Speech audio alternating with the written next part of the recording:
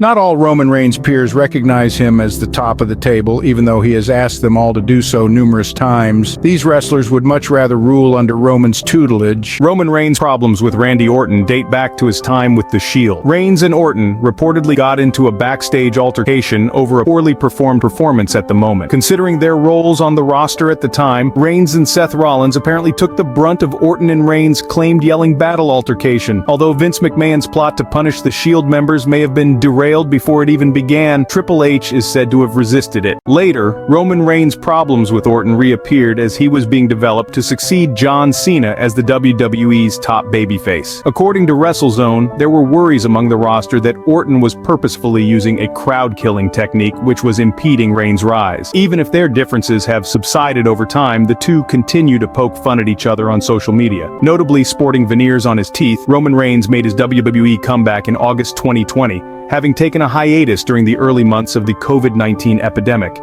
In a swift move to mock Reigns, Randy Orton shared a photo of Brian, the Family Guy's dog, wearing a pair of flashy choppers on Instagram. He included a caption, "Seeing the large dog run around and control his back made for a really lovely picture."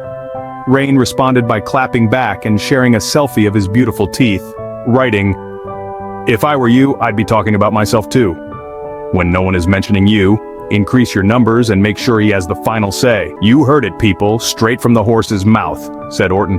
During his time with WWE, Enzo Amore was a very opinionated member of the roster. Additionally, a lot of reports claim that because of his behind-the-scenes antics, he was not friendly with Roman Reigns. Amore was rumored to have gotten backstage heat in 2017, which former WWE referee Mike Chioda later verified. Reigns ejected Amore from the locker room, according to Chioda, recognizing Reigns' old-school origins and the widespread perception that Amore was being disrespectful of the industry. Amore contests the logic, saying he was expelled because he fought a bully in the locker room.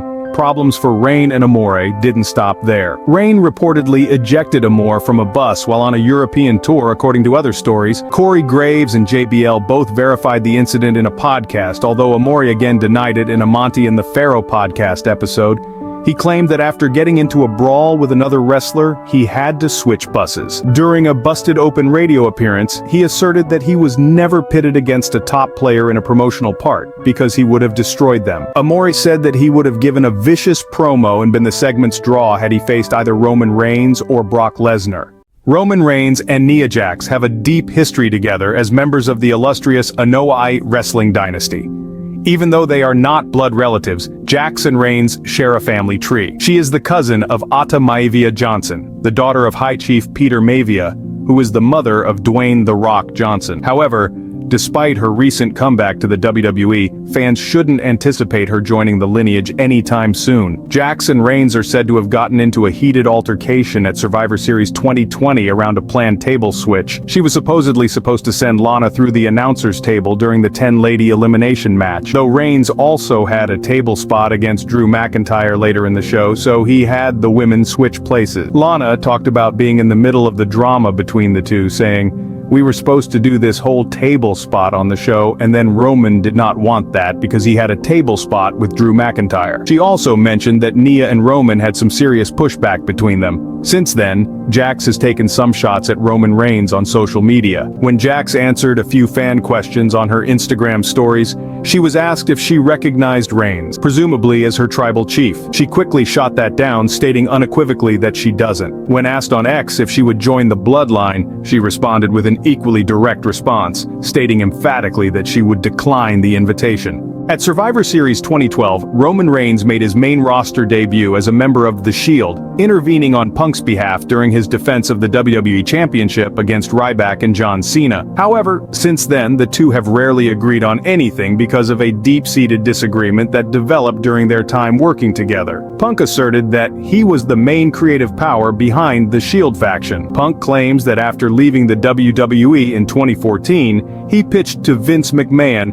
who was in charge of Rollins, Dean Ambrose, and Chris Hero, also referred to as Cassius Ohno in the WWE. However, Punk was unwilling to oppose McMahon's desire for Reigns over Hero. Next, When they were getting ready for their 3-on-1 handicap match at TLC 2013, which Punk was supposed to win, Punk expressed his wrath at the company's attempt to prioritize Reigns over all other consideration. According to Punk, he offered to forfeit the bout if defeating Reigns was really that important. Punk's creative claim over the Shield was contested by Reigns, who asserted that Punk's sole creation was the Pepsi tattoo on his shoulder. Later on, though, he did lend some credibility to Punk's account by claiming that Triple H and Vince McMahon selected him to be a member of the Shield. He made my job a lot harder over, 5-10 years ago. I don't like the guy. I don't know many people that do. Released WWE talent. Matt Riddle seems to learn more from his RK Bro partner Randy Orton than just wrestling, since he also got into a public argument with Roman Reigns. In a 2021 interview, Riddle criticized the tribal chief, according to Bleacher Report. He likened Reigns to an inept father who presents a nice front, stating that if the outcomes are real, they don't require promotion. Reigns was also advised to keep quiet by the former UFC fighter, who also said that he could defeat him in a genuine fight.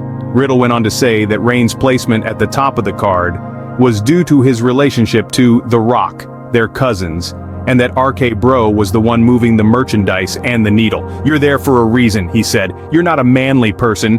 You belong to the second generation. Being first generation, I am." Riddle then talked about the backstage heat Reigns received after the remarks, to which Reigns took offense.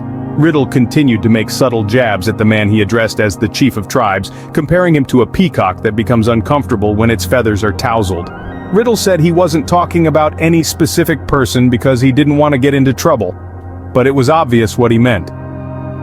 During a conversation with Mark Andrews on his podcast, My Love Letter to Wrestling, Riddle revealed that he had written a letter of apology to Reigns. Sheamus is a seasoned veteran of the WWE with a stellar career filled with championships and marquee matches. His animosity for Roman remains since he enjoys the benefits of being at the top. He recalled the League of Nations faction, which consisted of Alberto Del Rio, Wade Barrett, Sheamus, and Miro, who was known as Rusev at the time, in an interview on WWE X-Star Miro's YouTube channel. Sheamus gave an explanation of how the gang had been assembled on short notice with the express intent of eliminating Reigns. Sheamus claimed that if the promotion had given the quartet more support, given that they were 4 of the best heels in the WWE at the time, they could have developed into a strong faction, but Reigns took advantage of them. Sheamus claimed that after moving on to his next project, he was left artistically destitute. Before Reigns made a comeback as a heel in 2020, according to Sheamus, people didn't give a damn about him. Sheamus continued by saying that nobody really gave a damn about Reigns being the huge babyface, quote, wrestling Goldberg. Though he acknowledged that Reigns had made the most of his screen time and commented on the luxury of having screen time, he couldn't help but think the love could be extended to the rest of the cast. Thanks for tuning in to our discussion on wrestlers who can't stand Roman Reigns. If you enjoyed this video, don't forget to hit the like button and subscribe to our channel for more wrestling content. And let us know in the comments who you think should be added to the list.